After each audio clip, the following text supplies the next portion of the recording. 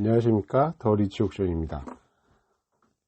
참으로 감사하고 부끄럽게도 9월 3일자 중앙일보에 더 리치 옥션 관련 소식이 뉴스로 게재되었습니다. 앞으로도 부동산 투자의 기준을 세우고 실패 없는 투자 성공을 위한 지식을 공유하고자 노력하도록 하겠습니다. 오늘 알아볼 내용은 바로 부동산 투자 허위 광고 판별하기입니다. 우리는 매일 여러 투자 유혹에 시달리고 있는데요. 1억이면 월 100만원 수익, 연 15% 수익, 5천만원으로 5억짜리 부동산 사는 법, 이런 내용의 많은 문구들을 벽보에도 붙어 있고요. 인터넷에도 나와 있고요. 유튜브도 많이 내용이 있습니다. 이런 투자 유혹을 낱낱이 분석해서 어떻게 투자해야 되고 어떻게 투자를 통해 돈을 벌 수 있는가를 알아보도록 하겠습니다. 수익이나 수익률이 좋은 홍보는 몇 가지를 좀 고민해야 되는데요. 1억을 넣고 한 달에 100만원을 벌 수 있다. 그러면 연 12%짜리 상품인데요. 실제 매가는 5억이고, 예를 들어서 설명을 하자면 실제 매가는 5억이고 대출 3억, 이자율을 연 3% 정도로 감안했을 때 해당 물건 보증금이 1억에 140만원 정도 월세가 나오고 관리비 35만원 정도를 내야 한다고 하면 실제 이제 부동산 투입 시, 그러니까 매입 시에 들어가는 현금은 1억입니다.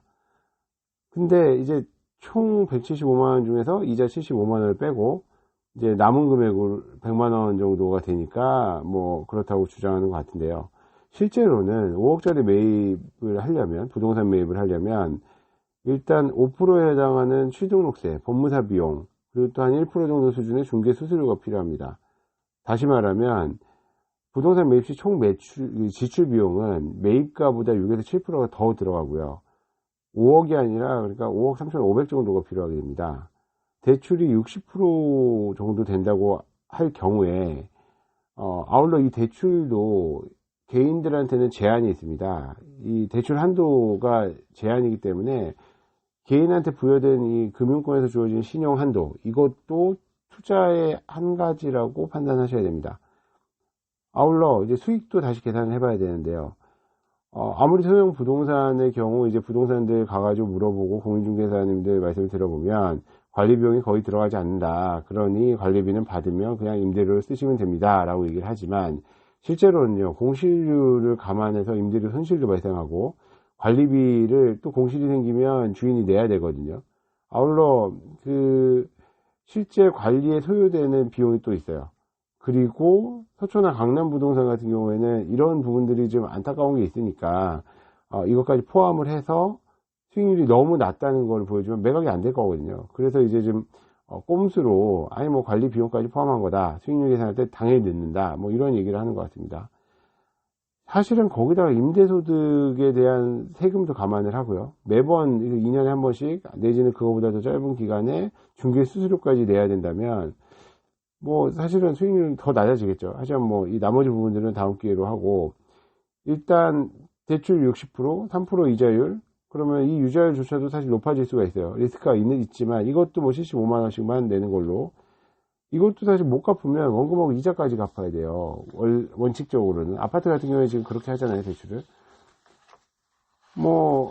정확하게 계산을 하자면 보증금을 환산 임대료 기준으로 산정을 해서 이걸 빼고 여기서도 대출금 신용 한도에 대한 그 이익이나 손실을 또 계산을 하고 가야 되긴 하겠지만, 그냥 러프하게 계산을 해서 실제 우리가 넣은 돈이 다 빼서 1억 3,500이다. 사실은 이거보다 더 큰 가치를 투여했다고 보여지지만 1억 3,500만 투자를 했다는 가정, 그리고 공실이 앞으로 없을 거고 이런 내용을 든다고 하더라도 관리 비용은 실제로 들어갈 거니까 이걸 빼고 나면 한 달에 140만원의 월 임대료를 받을 경우 인정해서 받을 수 있는 건 65만원 정도, 12달이라면 780만원 정도가 이제 수익금이에요.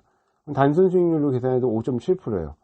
그러니까 사실 이렇게 5억짜리 부동산이 일단 있다는 가정하에 계산한 거지만 5.7%도 사실 훌륭하거든요. 근데 지나가다가 5.7%짜리 이제 수익 물건입니다 라고 이야기를 하면 사람들이 잘 안 오죠. 그래서 일단 12%를 얘기를 하는 겁니다. 절대 아니니까요. 꼼꼼히 살펴보셔야 되고요. 아울러 제일 또 요즘 많이 나오는 이야기 중에 하나, 5천만원으로 5억짜리 물건 사는 법, 이런 거 나와요. 참 안타까워요, 이거는. 왜냐하면 이 물건이 5억이 맞는가에 대해서 저희가 좀 확인을 해야 되는데, 이게 사실 사는 날짜에, 내가 사는 매입하는 날짜에 5억 가치인지도 물음표고요. 대부분 이런 물건들은 아파트나 뭐 이런 거보다는 그 가격을 좀 특정하기 어려운, 애매한, 그래서 임대료만 기준 삼아서 이런 부동산이 있는데 지금 임대차 계약이 이 정도 금액 수준으로 맺어져 있으니 이거 좋은 물건이다, 뭐 이런 얘기들을 많이 해요. 어쨌든 제일 먼저 등기부를 발급을 받으시고요. 이런저런 하자를 확인을 하셔야 돼요. 아마도 가압류, 근저당은 기본이고 처음 보는 법률 용어들이 산재할 거예요. 뭐 가처분, 가등기, 뭐 유치권 행사, 뭐 처분금지 가처분, 뭐 여러 가지가 있는데요. 어쨌든 이런 모든 걸 다 해결해 주는데 5천만 원이면 된다고 합니다. 근데 이건 현금이고요.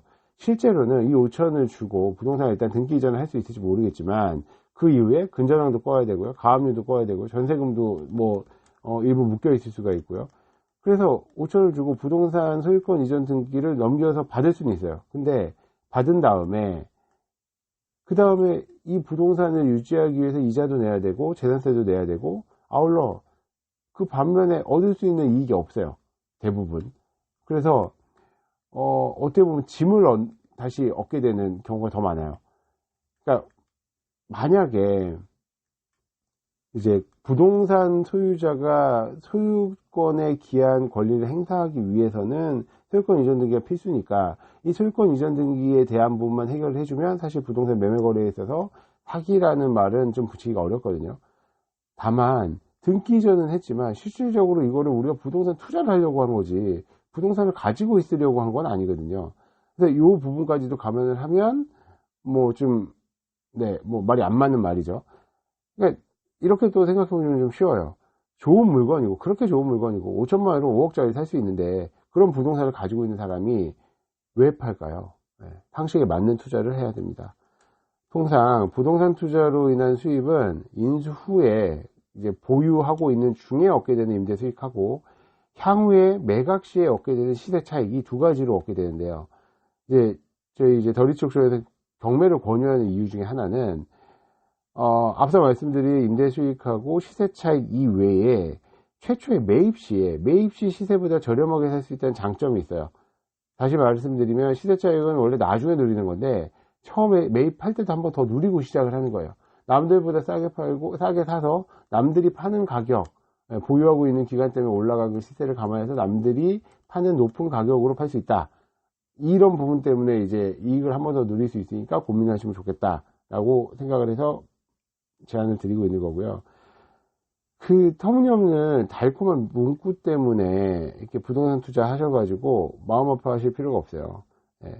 정말 투명하고 가격이 얼마인지 확인할 수 있는 경공매 통해서 안전하고 확실한 부동산 투자로 부자 되었으면 좋겠습니다. 좋아요와 구독 부탁드립니다. 감사합니다.